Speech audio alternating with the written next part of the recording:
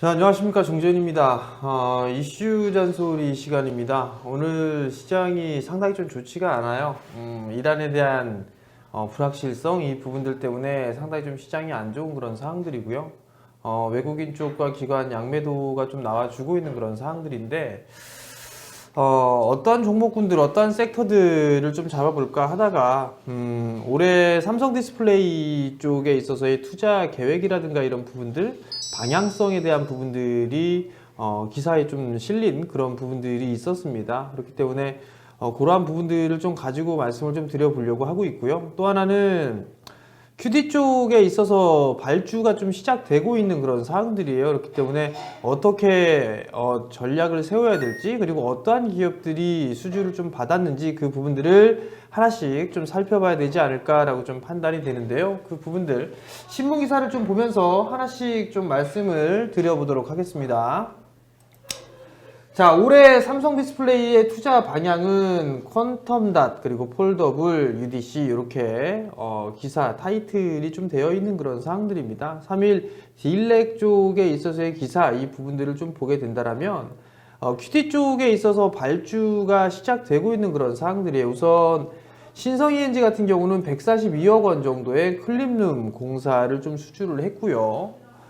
그리고 난 이후에는 다른 장비사들까지도 일단 발주를 좀 받은 그런 사항들이에요. 수주를 좀 받은 그런 사항들인데, 신성ENG의 공사 계약 기간의 종료일은 올해 8월 말입니다. 대체적으로 장비주들 같은 경우도 8월 말까지 납기가 좀 정해져 있는 그런 사항들이에요. 그럼 어떠한 기업들이 발주를 좀 받았는지 하나씩 좀 살펴보면서 말씀을 좀 드려보도록 하겠는데요. 우선 1차적으로 FLS텍 같은 경우는 외장비로 694억 정도 장비를 좀 수주를 했습니다. 그리고 삼성전자 자회사인 세메스가 디스플레이 쪽에 있어서 이 외장비 사업을 좀 접었었어요. 그렇기 때문에 FNS텍이 독점을 좀 했다라고 좀 보시면 좋을 것 같고요. 또 한 부분들 머니가 EPS를 좀 포함해서 발주를 좀 예상을 했었던 건식 장비 같은 경우는 ICD와 도쿄, 일본의 도쿄 일렉트론이 나눠서 좀 받았습니다. 일단 의외예요. 도쿄 일렉트론이 물건 이 부분들에 있어서 장비를 따냈다, 이 부분들은 조금 의외인 그런 부분들이 있겠지만 어찌됐든 간에 건식 장비, 시각 장비 같은 경우는 ICD와 도쿄 일렉트론이 가지고 갔다라고 좀 보셔도 좋을 것 같고, ICD 같은 경우는 225억 정도 장비 공급 계약을 했고요. 그에 이어서 HB 테크놀로지 같은 경우는 595억 정도 장비 수주를 했는데, 여기서 좀 보게 된다면 리페어 장비까지도 함께 수주를 받았습니다. 그렇기 때문에 좀 더 경쟁력이 좀 있는 그런 사항들이고, 과거에 리페어 장비 업체 같은 경우는 참엔지니어링 쪽에서 수주를 좀 했었었는데 금액이 그렇게 크진 않아요. 86억 정도였는데, 참엔지니어링 같은 경우는 작년에 중국 쪽에 있어서 리페어 장비 수주 경쟁에서 참엔지니어링이 물량을 전부 다 독식하는 그런 강점을 좀 보였어요. 근데 요번에 좀 기대를 했었었는데, 일단 어찌됐든 간에 HB 테크놀로지가 좀 가져갔다라는 거, 그 부분들 좀 기억을 하셔야 될 것 같고요.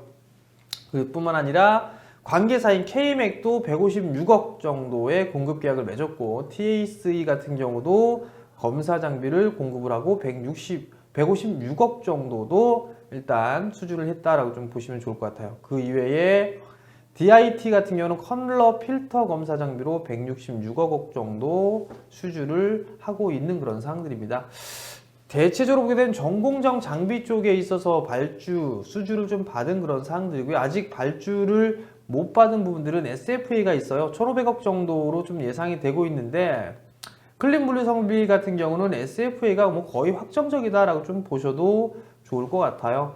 대체적으로 발주부터 공급이 끝나는 납기까지 대략 3개월 정도 걸리기 때문에 좀 여유가 있다라고 좀 보셔도 좋을 것 같고요. 이 이외에 로체 시스템즈 같은 경우는 139억 정도 물류이송 장비를 수주를 했고요. 또한 AP 시스템도 물류이송 장비 수주를 좀 기대하고 있는데, 아직까지 뚜렷한 결과물은 나오지 않고 있는 그런 사항들입니다. 힘스 같은 경우는 63억 정도 수주를 받은 그런 사항들이고요. 그리고 또 보게 된다면 원익 IPS와 필옵틱스 같은 경우는 각각 676억과 230억 정도 수주를 받았습니다. 결국 이들 기업들 같은 경우는 QD 쪽에 있어서 나름 기대를 하고 있었던 그런 기업들이에요. 그렇기 때문에 과연 어떻게 전략을 좀 세워야 될까, 이 부분들이 고민되지 않을까라고 좀 판단이 되는데, 특히나 원익 IPS 같은 경우는 반도체 쪽에 수혜를 좀 예상을 하고 있어요. 뿐만 아니라 비메모리 쪽에 있어서의 사업도 기대를 하고 있는 그런 상황이기 때문에 원익 IPS의 실적은 아마 올해 사상 최고 실적이 좀 나오지 않을까라고 좀 판단이 되거든요. 지속적으로 좀 관심 있게 봐야 되지 않나라고 좀 판단이 되는데, 이 부분들은 차트를 좀 하나씩 좀 보면서 말씀을 좀 드려보도록 할게요. 우선 ICD 같은 경우는 많이 올랐어요. 많이 올랐던 그런 부분들이기 때문에 일정한 부분 박스권역으로 좀 진행되지 않을까라고 좀 판단이 되고 있어요. 시장이 좋지 않은 만큼 일단 쉬어가는 그런 흐름들이 좀 나오지 않을까라고 좀 판단이 되고요. 신성 ENG도 수주를 좀 받았는데 역배열권역에 있는 그런 사항들이 재무구조가 좀 좋지 않은 그런 사항들이기 때문에 이 기업은 과감하게 넘어가도록 하겠고요. 그 다음에 FNS텍이 있어요. FNS텍이 있는 그런 상황인데 이 기업 같은 경우도 많이 올랐단 말이에요. 많이 올라가 있는 그런 상황들인데 조정을 좀 기다려보는 그런 전략이 좀 더 필요하지 않을까라고 좀 판단이 되거든요. 전고점 자리대를 넘어서는 그런 모습들이 나와주고 있기 때문에 이 갭 부분들을 만약에 메워준다라면 매수 포인트가 좀 될 수 있지 않을까 싶어요. 그 자리대를 기다려보는 그런 전략이 좀 좋지 않을까라고 좀 판단이 되고요. HB테크놀로지 박스권역이에요. 아직까지 정배열권역으로 돌아서지는 못했지만 이 기업 마찬가지로 21선 자리대, 요 자리대 한 2,800원 이하권역으로 조정을 받는다라면 한번 매수 포인트로 잡아볼 수 있지 않을까라고 좀 판단이 됩니다. 필옵틱스 같은 경우도 보게 된다라면 상당히 좀 견조한 그런 모습들이 좀 나와주고 있는 그런 상황들이죠. 필옵틱스도 21선 지지형의 모습을 좀 받고 있고, 오늘같이 상당히 좀 힘겨운 그런 시장에서도 강보합세를 기록하고 있다라는 거, 이 부분들은 좀 긍정적이지 않나라고 좀 판단이 됩니다. 잘 봐야 되지 않을까라고 좀 판단이 되고요. 그 이외에 뭐 TSE라는 기업도 있고요. TSE라는 기업은 많이 올랐죠. 일단은 쉬어가는 그런 구간들이 나와줘야 된다라는 거. 그 다음 로체 시스템즈. 로체 시스템즈 같은 경우도 전고점 박스, 전고점 자리대까지 와 있는 그런 상황들이기 때문에 조정을 기다려볼 필요성이 있지 않겠나라고 좀 판단이 됩니다. 심스도 마찬가지로 좀 조정을 받는 그런 모습들을 좀 보여주고 있는데, 조금 더 눌러주는 25,000원 부근부터는 한 번쯤은 좀 관심 있게 보셔도 좋지 않을까라고 좀 개인적으로 좀 판단을 하고 있는 그런 상황들이에요.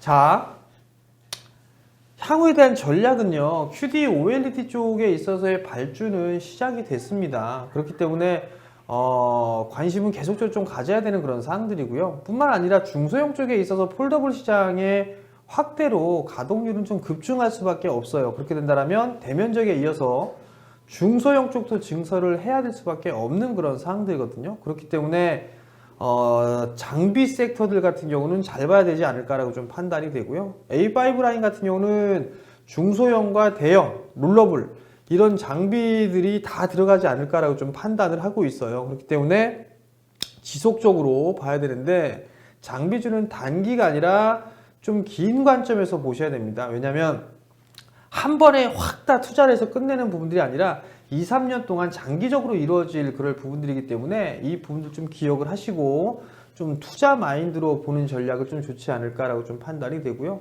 최근에 시장 안 좋죠. 그리고 뭐 옵션 만기일도 있고 불확실한 그런 모습들이 보여지고 있는 상황에서 주가가 밀리는 그런 모습들을 보여주게 된다라면 한 번쯤은 이들 섹터들 다시 한번 좀 관심 있게 보셔도 좋지 않을까라고 좀 판단이 되고요. 또 한 가지는 전공정 쪽에 있어서의 발주가 들어갔고, 그 이후에는 후공정 쪽에도 들어갈 수 있다라는 거, 그러한 부분들까지 생각을 하면서 종목을 찾는다라면 나름대로 괜찮지 않을까라고 좀 판단이 되거든요. 그러니까 그러한 부분들 좀 기억을 하시고 종목 선정 잘 하시고요. 힘든 시간이지만, 힘든 시장이지만 다시 또 올라갈 겁니다. 그렇기 때문에 많이 올라간 부분들에 있어서 조정을 받는다고 생각을 하세요. 그러니까 힘들 내시고 성공 투자하시고요. 저는 다음에 또 다른 이슈를 가지고 찾아뵙도록 하겠습니다. 성공 투자하십시오.